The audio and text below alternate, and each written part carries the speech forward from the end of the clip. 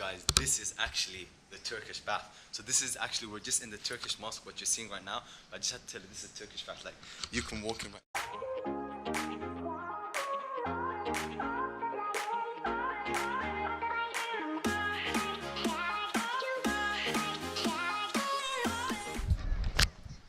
What up guys? Good morning. صباح ونعكسم. Bonjour, صباح خير. كيف حالكم? سكورن. How you doing? What's up guys? Sorry, I'm just so excited. This morning didn't start off good. I'm gonna tell you. Actually, it's not really morning. We've already done some shooting and stuff, but I forgot to say good morning to you guys. So I wanted to say it right now. But, yo, BERBERA just got more amazing. Like this morning, something happened. You're gonna see it. I don't want to tell you. And then now, we are currently just at BERBERA Public Library, BERBERA Museum, Turkish Mosque, technical of something. So, yo, trust me, you want to watch this vlog. Day 3. Make sure you watch this vlog. Trust me, it's going to be epic vlog. Anyway, guys, if you know what to do, hit that subscribe button, hit that like button if you like it. And if you like this vlog, hit that comment down below, KO, yeah? Make sure you comment down below, right, guys? Peace, blessings, ski, mahad sanad, shukran, merci, danke, bye.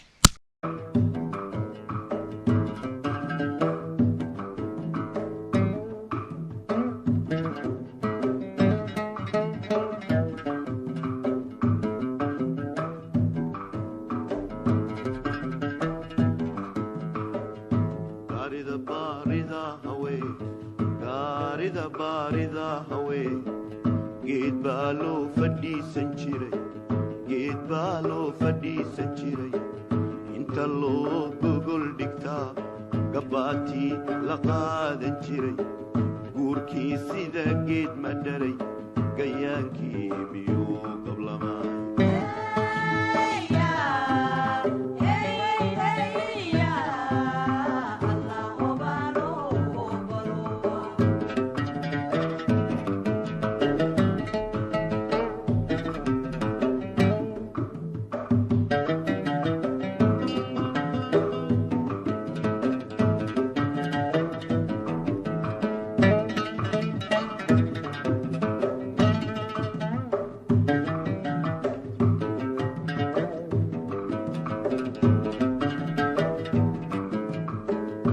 قبلي وحيليه الله قبلي وحيليه رقي قدد لي نقضي الله رقي.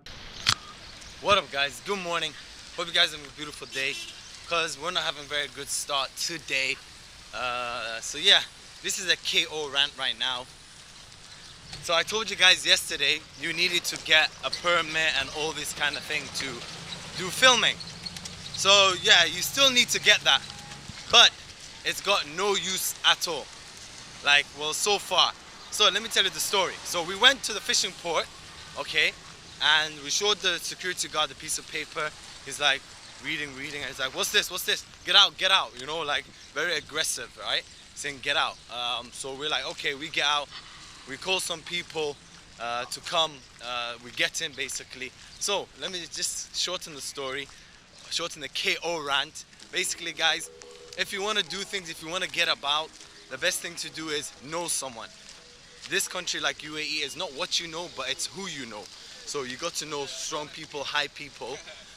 So once you know them, then yeah, you can do things basically. A piece of paper is not going to do anything, because each police guy is going to have a different reaction, you know. There's not one uniform like, oh, you have a piece of paper, okay, there's a stamp, lovely, thank you, come in. Nope. This guy might say no. This guy might say, who are you, get lost. This guy might say yes, okay, but you can't do this. So yeah, basically KO rant done. Anyway, so still get a piece of paper. It's always good to have a piece of paper, you know. But then I got told the piece of paper I have is only for the local government. So I was like, okay, the local government. The fishing port is like 1 minute away from the local government. Isn't it part of the same thing? Don't know. Anyway, so we couldn't do drone shots there, but we still did anyway. Anyway guys, peace, blessings, kisi. We're going to the Mosque village now. Bye.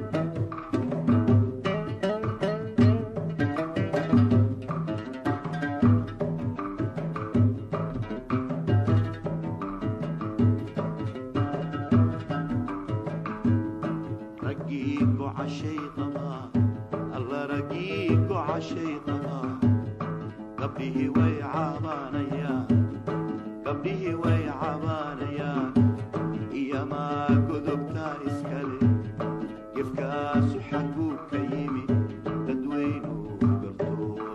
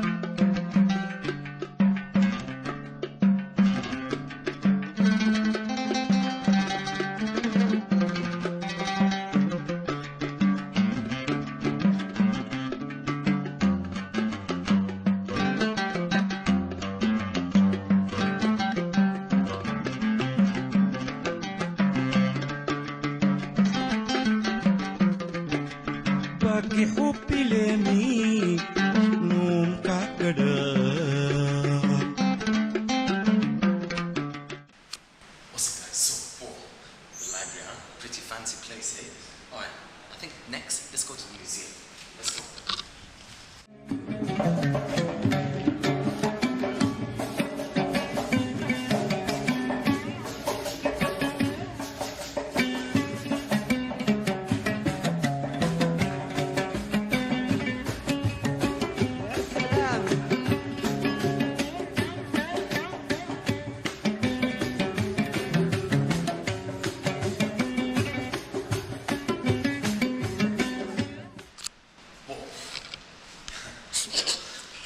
That museum, man.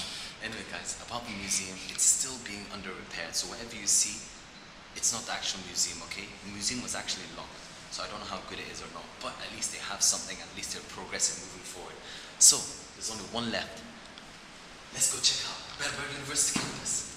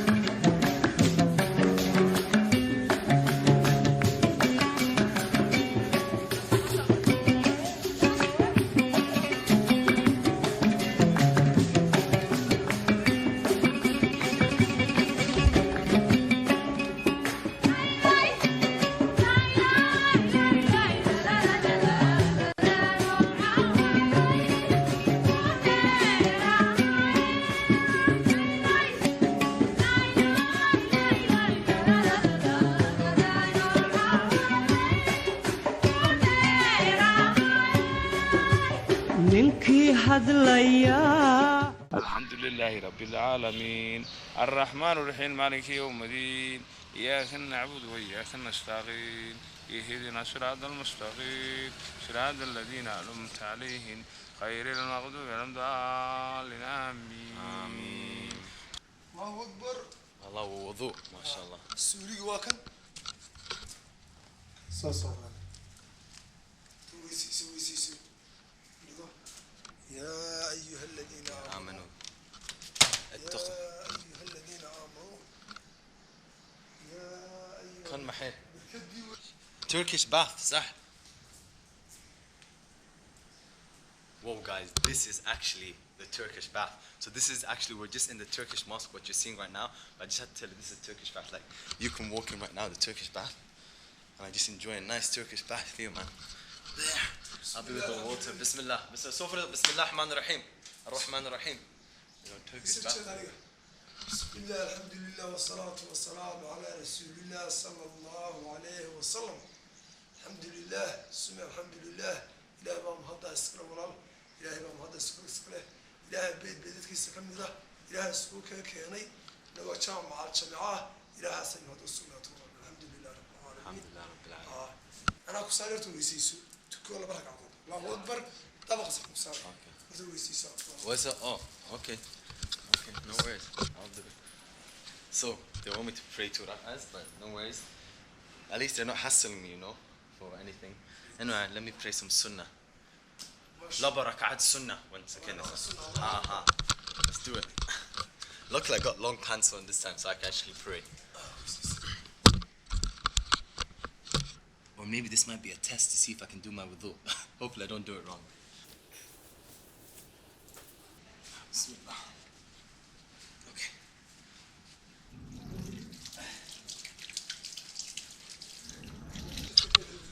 Alright, wudu done. Actually, like really Turkish mosque, beautiful, mashallah. And it's all marble. It's a bit dark, but.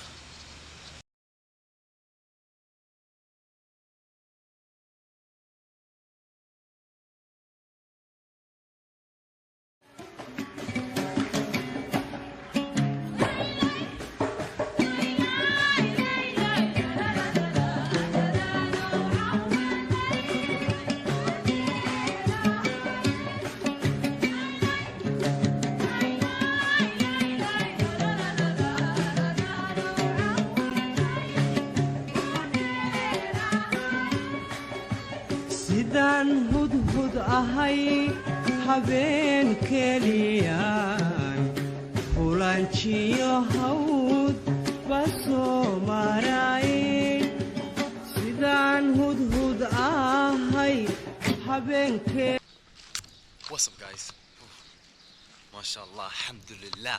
Yo, I think that one must have been the best way to end the trip. There's no other better way than praying, of course, 2 rak'ahs to say thanks. It was definitely not a test. They loved me, and I've got to say, Turkish mosque is beautiful. Like, to be honest, you wouldn't believe it's a Turkish mosque if it didn't have the Turkish bath, you know. Otherwise, yeah, it's just like a normal mosque, mashallah. But as you can see, it's beautiful. I don't know why, I just feel, but like this is the second time we've been approached. Well, since I've been in Somaliland, this is the 3rd time I've been approached by like these very Islamic guys, basically. Do you know what I mean? The first time was the marathon. I was running with shorts and things. Was it like this guy, a bit aggressive, you know? He actually swore. At the end of the day, he swore. He said the F word and some other words. So I was like, okay, that guy doesn't know what he's talking about. And then the second one was last night. We all had shorts on, unfortunately, so that's why we couldn't pray, you know. They were trying to say, come, let's pray Isha, you know, and I was like, yeah, cool, I'm ready, but I've got shorts on, so I couldn't, unfortunately. But these guys, much nicer. I got scared a bit because, you know, I put the GoPro through the window. Yeah, you see, I just put it through the window, and then I was like, shit, people are there. I took it out, and I was like, oh, let me just film the outside, and then all of a sudden, you see they came, they opened the door for me, mashallah. That's how it's supposed to be. They opened the door, they were like, oh, assalamu alaikum, let me read some Quran for you, you know. I was like, yeah, don't worry, you read Quran on my GoPro, all, you know. I love that. And then mashallah, and then let me in, they showed me, they gave me the tour. And the library guy, the guy you saw, that guy, amazing, bro. If we had more people like that in Somaliland, you know, just open heart, you know, welcoming, because in Berbera we are tourists, basically, like 100% tourists. We're from Hargeisa. When we're in Hargeisa, yeah, we're rare Hargeisa, do you know what I mean? But like just opening, like this library guy gave us access everywhere, this mosque guy gave us a tour, you know, and then tourism, that's what I'm trying to work on the tourism, you know, over here. But anyway, let's go check this building out, yeah? Bye.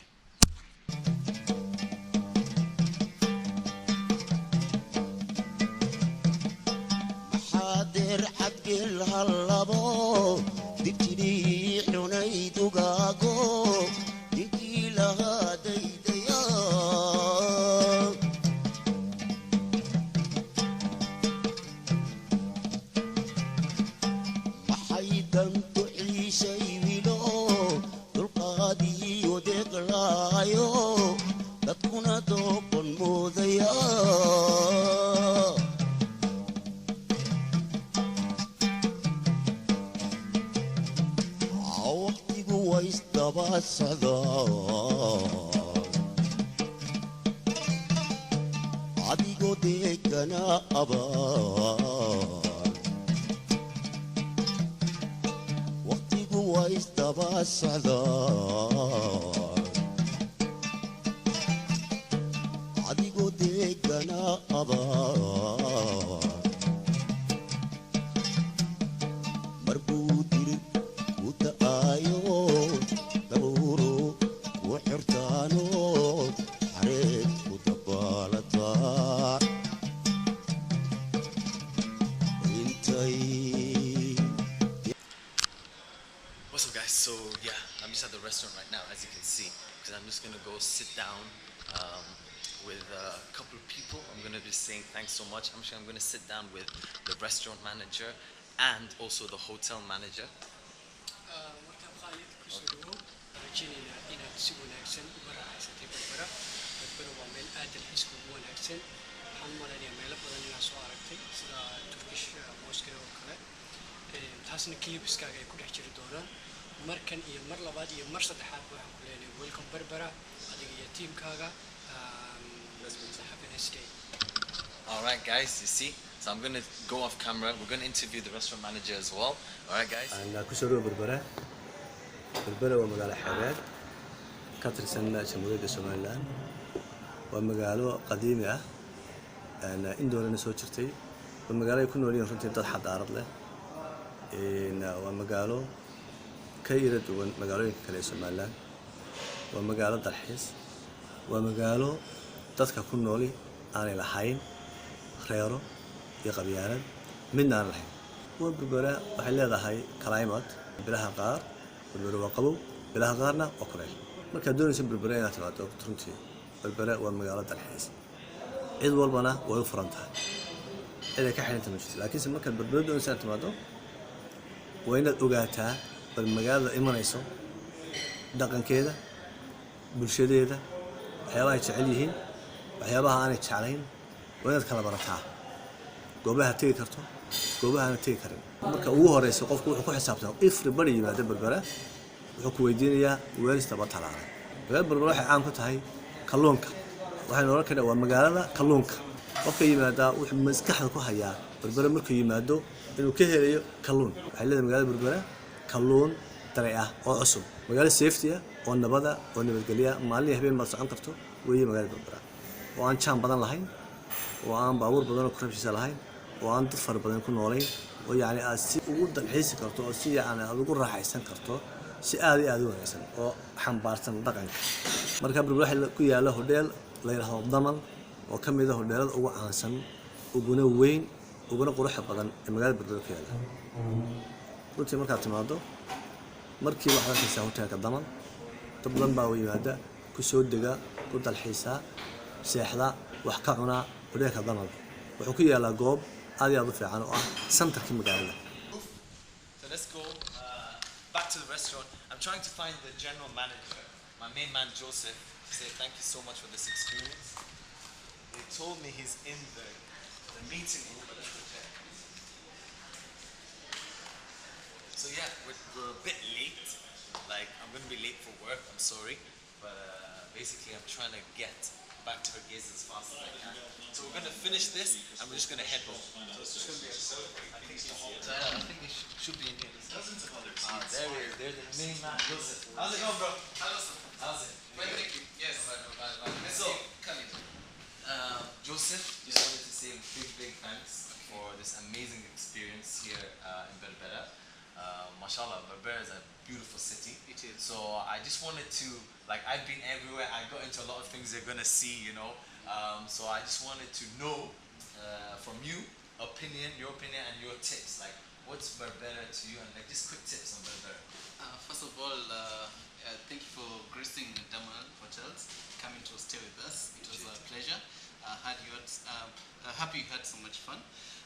Well, as the tips for Berbera, first of all, Berbera has a lot to offer. It has a lot of museums, a lot of ancient places you can see because of its ancestral heritage.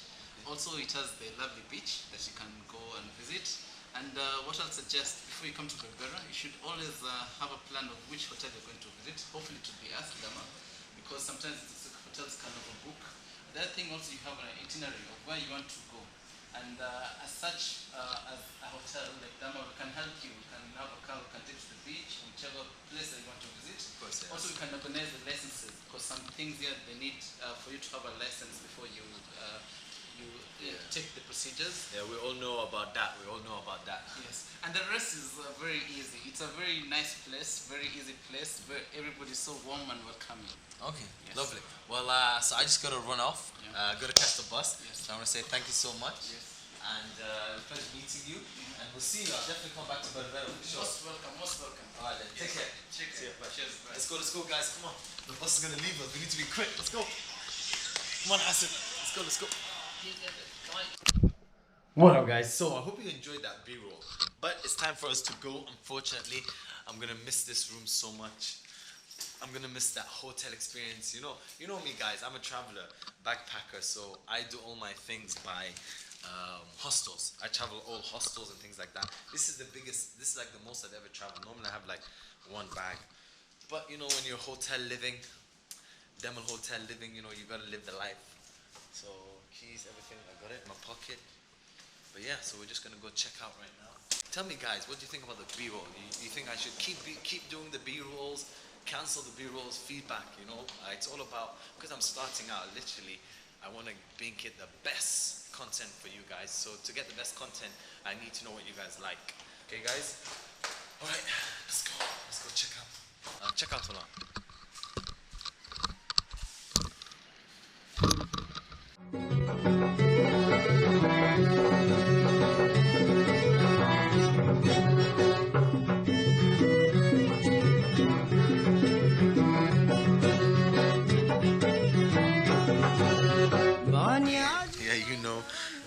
Khalid YouTuber built it. Yes. Build it to Khalid YouTuber. I like that. labada isku daaday ay kala dishaane bani admiga u daran dambigiyo geyste. So anyway, guys, we're off to Hargeisa right now. We're on the bus. I'm gonna KO all the way. When in Samat, I think I put it, yeah. I'm gonna KO all the way, sleep. That was my breakfast, that's my breakfast, like a small packet, breakfast and lunch. Anyway, guys, peace, blessings, easy. See you in Hargeisa.